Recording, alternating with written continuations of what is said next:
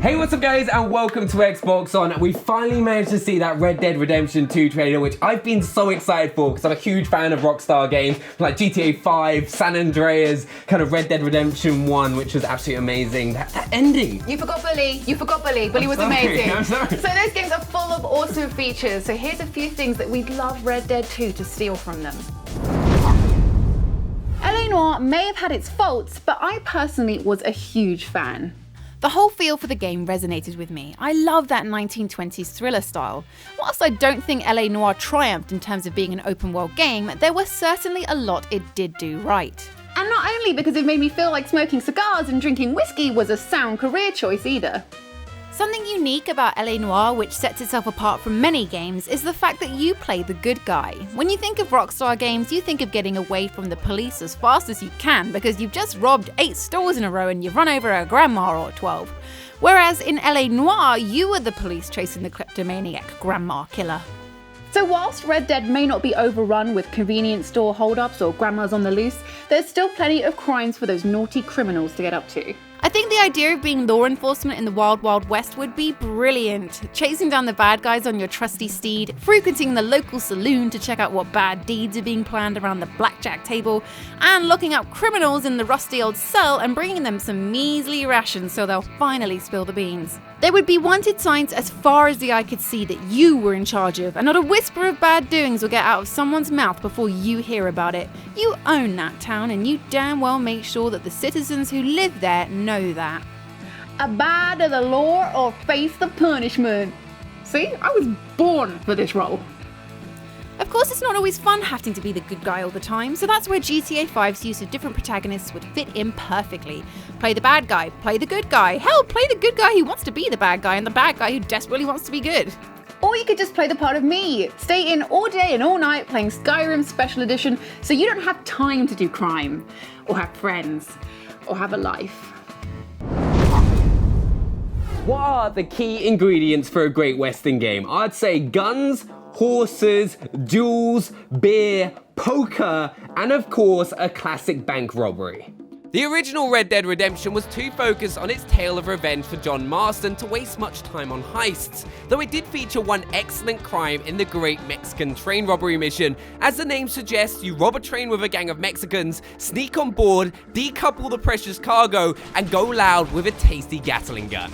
But as good as it was nothing compared to what Rockstar did in their next crime sandbox.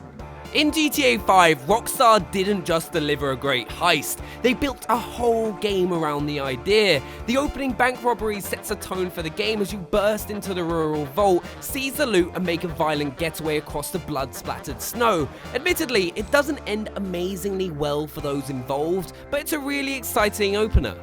But when Michael racks up the mother of all repair bills, he's forced into doing some even more daring robberies. What's brilliant about these jobs, and what we'd love to see repeated in Red Dead Redemption 2, is the attention to detail. You start with planning the crime, checking out the location and stealing whatever equipment you need. You then have a choice of people to take on the job. If the Red Dead Redemption 2 trailer is anything to go by, you're going to be working with a gang. Then there's the mission itself. They're incredibly tense as you gamble precious time on swiping more rewards before making an incredible getaway. If Red Dead Redemption 2 has even one heist as good as GTA 5, we're going to be in heaven. They do let robbers into heaven, right?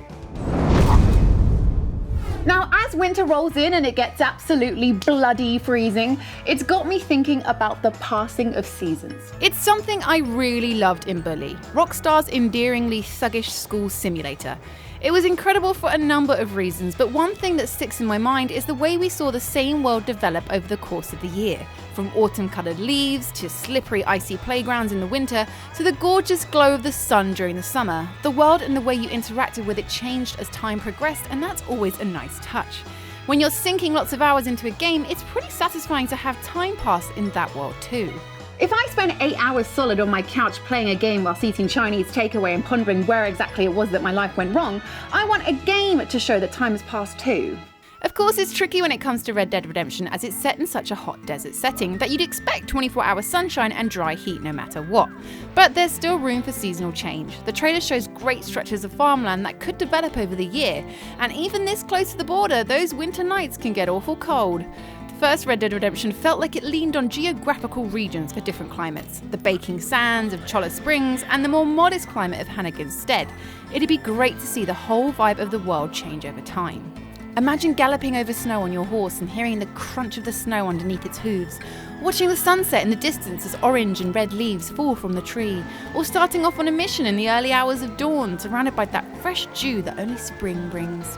Okay, so I might be getting all floaty and romantic sounding, but you try talking about the fresh morning dew of spring in a hard-hitting way. I can dress it up in the most poetic way possible, but Rockstar thrives on immersion, and a strong sense of realism seems like the perfect fit for Red Dead Redemption 2. If you've seen the poster for Red Dead Redemption 2, you'll have seen the 7 horse riders, aka the gang. And this has filled our heads with so many ideas. Bill, please. They want to kill us all. Red Dead Redemption 1 was mainly about killing members of John Marston's old gang. It's rumoured that the 7 people we see in the trailer is that very gang. But in the multiplayer part of the game, there was more of a focus on playing nice. Wannabe cowboys could buddy up in 8-man posses and enjoy multiplayer modes together or relax with a spot of hunting. It was cool, but it was no more developed than a normal party, though it was greatly improved in GTA Online.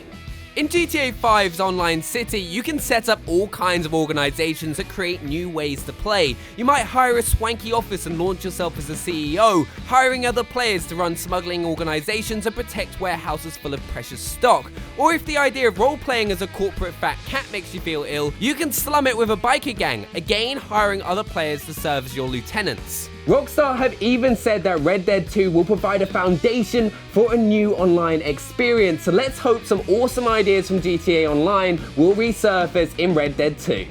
Red Dead Redemption 2 could learn a lot from the biker gangs. The idea of customizing a hideout feels like a natural fit, as does the idea of having your own private bar and darts table. Okay, let's be honest, a horse is slightly harder to customize than a motorbike, but we'd still like to see a stable where the gang can gather up to dole their winnings. Of course, this being the lawless West, we expect power struggles to be a bit more violent. We want less time texting each other about who will be the boss, and more duels in the courtyard to the Red Dead sun. It's a Red Dead way after all. Realistic facial animation has to be one of the best and worst things in video games.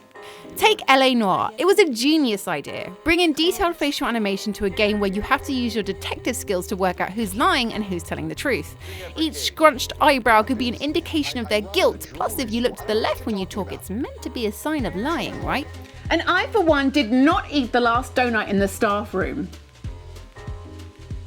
Of course, a setup like this can always go horribly wrong. It's still tough to make video game characters' faces look exactly lifelike, so intense facial animation can come off as downright creepy looking.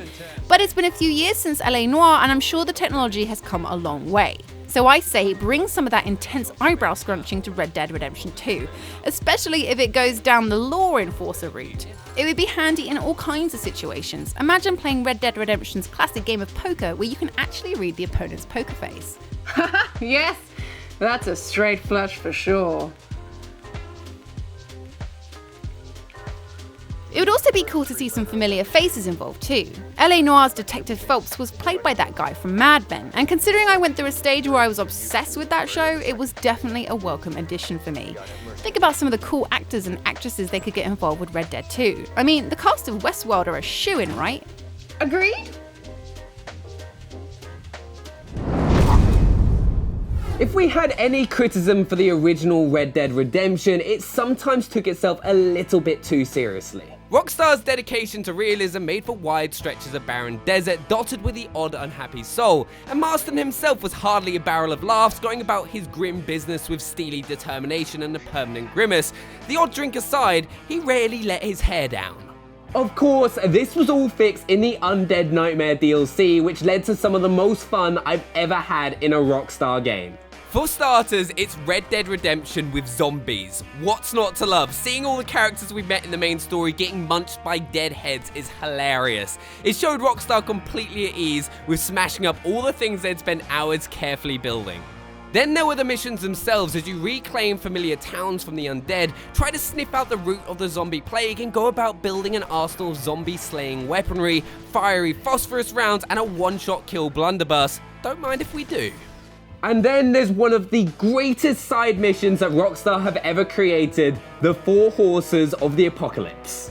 These mythical steeds appear randomly around the world, waiting to be tamed in exchange for some supernatural powers. Whether you're riding a fiery horse of war or trying to ignore some disgusting flies buzzing around, there are some of the best collectibles in the game. And if they're a tad too serious, you can always look for the unicorn, complete with Rainbow Trail. I love that all this madness can exist in the same world as the main story, and I really hope it's something that Rockstar can continue in Red Dead Redemption 2. Now, if there's any character that stole my heart in a video game, it has to be GTA 5's Trevor Phillips. His psychotic nature, his balding scalp, his dirty clothes, and the way you just never knew if he was going to be a pretty decent guy to you or, blow off your head with a shotgun and display the ruined remains on his front room wall. And you know why I got to experience the beauty that is Trevor Phillips? A choice of characters. So GTA 5 was unique as it did something its predecessors had never done before. It gave you 3 characters to play as, all completely different from one another. Michael is a rich family man, the only problem being is that his family hate him. He's horribly depressed and no amount of expensive therapy will bring the spark back into his life. Franklin is hardworking but easily led astray, and Trevor, well, I think I've said enough about the legend that is Trevor. My point is, exploring GTA 5 from 3 completely different perspectives gave the storyline so much more depth. So I think bringing that idea to Red Dead Redemption 2 can only be a good thing. Whilst the details of Red Dead 2 are sparse, the inclusion of a gang of 7 in the trailer suggests we may have more characters to play with. John Marston allowed us to play the role of a bad guy gone good, but what about playing the Trevor Phillips equivalent in the Wild Wild West? Or a barmaid caught up in crime? Or a marshal fallen into corruption? The possibilities are endless, and seeing the story played out by different personalities would only enhance the experience. And of course, Rockstar have never had a female protagonist, and I'd personally be up for playing the role. Rockstar, call me. So there we have it, just a few of the things that we hope Rockstar steal to put into Red Dead Redemption 2. If you haven't already, hit that subscribe button so you don't miss out on any more content, and also let us know what you think in the comments below. And if you enjoyed this video, smash that like button and check out another one of our list shows. We'll see you tomorrow at 6 p.m. We'll see you next time. Bye.